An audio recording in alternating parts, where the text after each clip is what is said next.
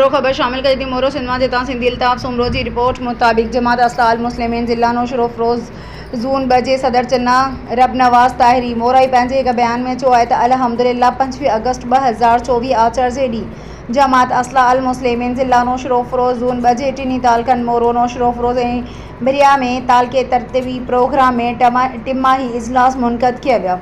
असला अल मुस्लिमीन ज़िला नौशरो फ़रोज़ जे बाडी के प्रिंटिंग ग्रुपनि में विरहायो वियो, जिन इजलासनि की निगरानी कई। इजलास की कार्रवाई मेज़बान ब्रांच का हलराई वही। तरबती नशिस्त सां गॾु एजेंडा जे बहस करायो वियो ऐं आख़िर में मुक़र्रिरीन हज़रात खां सालार नक्शबंद हज़रत इमाम रुब्बानी मजिद अलिफ सानी रहमतुल्लाह अलैह जे समा हयात ते बेहतरीन लेक्चर पिण कराया विया। इजलास में जमात असला अल मुस्लिमीन के ज़िले कायदीन, जमात असला अल मुस्लिमीन के मुख़्तलिफ़ ब्रांचन के उहदेदार साहिबान, खलीफ़ा कराम ऐं उलमा इकराम की शानदार शिरकत रही।